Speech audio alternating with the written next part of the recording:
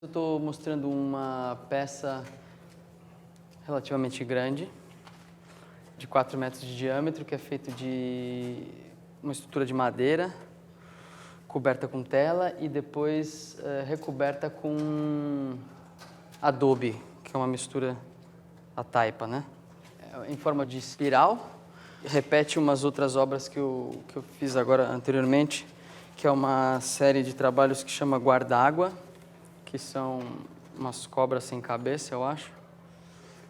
E que no lugar da cabeça elas têm um ovo, um casulo, né? Que acho que fica meio duvidoso se ela está comendo ou se ela está protegendo esse casulo.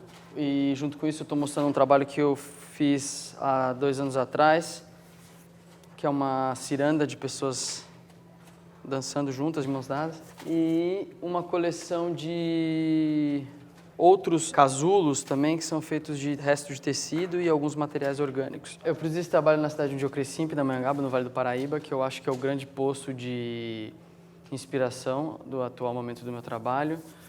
Eu cresci lá, né? Eu nasci aqui em São Paulo, mas eu cresci em Pindamonhangaba, que é uma cidade, eu diria, bem importante do Vale do Paraíba, que sofreu no sentido de, não de dor, mas de ter passado por muitos momentos durante a coroa, mais tarde, quando o Vale começou a se superindustrializar. Então ela é uma cidade que variou muito em densidade demográfica e acho que isso ajudou muito o homem do campo do Vale do Paraíba a ser um personagem muito rico em cultura popular.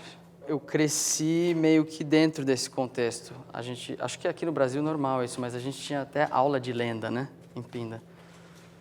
E hoje em dia eu gosto muito de pensar essas lendas como tentar entender melhor o que estava se querendo dizer ou não, se esconder, mudar o que vai ser dito para o povo, o que o povo vai receber de informação, o que o povo não vai receber de informação.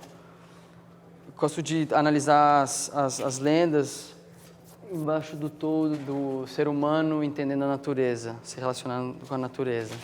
E eu acho que é importante o lugar que eu fiz isso. Bom, primeiro porque lá eu tinha muito espaço, lá eu tinha os materiais que eu precisava perto de mim. E lá você é constantemente confrontado com essa dualidade da cultura erudita e da cultura popular. Ela se mistura o tempo inteiro. Quando a gente era criança, o meu pai não deixava... Não é que ele não deixava, ele não... Ele ensinou pra gente que a gente não podia matar nenhum animal. Nenhum animal mesmo. Era até chato, assim. Os peçonhentos também não. Os que são, né? A gente tinha que espantar ou aprender a capturar e depois soltar.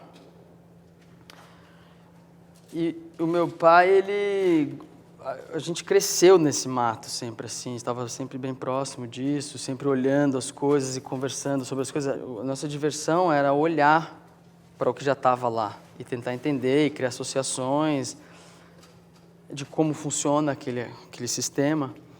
E depois um dia eu fui na casa de um amigo meu. Sinceramente, essa história eu não sei se eu participei ou se foi meu irmão que estava, mas é que ela é tão clara na minha cabeça que é como se eu tivesse estado lá.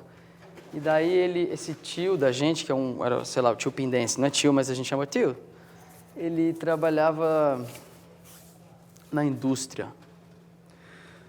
E um dia a gente estava brincando lá fora e tinha uma lagarta no chão. E a lagarta, ela vai virar uma borboleta, né? Ela vira uma borboleta. Que as pessoas, olha a borboleta e tal. E daí ele viu aquela lagarta, a primeira coisa que ele fez, ele pisou em cima. Matou a lagarta. Daí o meu irmão, a gente ficou tipo, nossa. Daí a lagarta estava morta. Ele falou pro filho, vai lá rápido pegar o álcool. Daí o filho foi lá, o Du foi lá buscar o álcool. Daí ele jogou o álcool e acendeu e botou fogo. Aí eles ficaram tranquilos.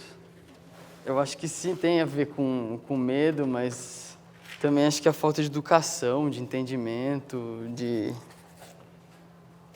da proximidade, principalmente. Quanto mais você trabalha, mais questionamento chega, naturalmente, claro, seja por vocês, ou seja pela audiência. E eu sempre gostei de bagunça, assim, de catar as coisas e tal, juntar tudo. E eu nunca prestei muita atenção nessa questão do material, sinceramente. Era o que estava ali na hora, que eu queria aprender aquilo, eu fazia e aquilo ia virando. Só que, naturalmente, através da repetição, você começa a gostar mais de um ou de outro. E agora, eu acho que também não faz tanto tempo que eu estou fazendo isso que eu faço, eu estou ficando muito próximo das coisas que eram muito próximas de mim quando eu cresci no Vale do Pindamonhangaba.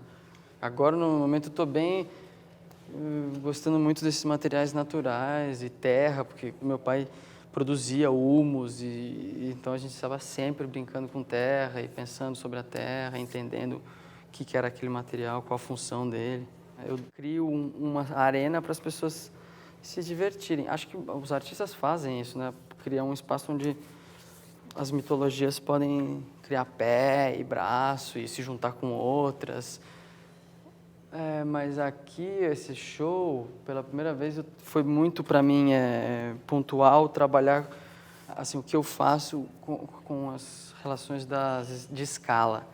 E, tipo, agora, ultimamente, eu fiz uns trabalhos grandes que eu nunca nem tinha pensado, vou fazer um trabalho grande. Foi uma coisa meio que acontecia, e antes eu só fazia coisas que cabiam na minha mão. A maioria das coisas eram coisas pequenas. E aqui nesse show, eu acho que, nessa exposição, foi um tema recorrente o tempo inteiro. O tamanho da cobra, o tamanho dos humanoides, qual é o meu tamanho. Volto a pensar naquilo que a gente falou, em mágica. Magia, o que significa magia? Magia é o inimigo da ciência, e a ciência é o inimigo da magia, talvez, né? Acho que fico empolgado a pensar positivo. Eu acho que momentos negativos fortalecem ver o bom, ver o bem, né? Será? Acho que sim, né? É bom, às vezes, cair no chão, que daí você não passa mais por aquele lugar, talvez. Você sabe que tem buraco.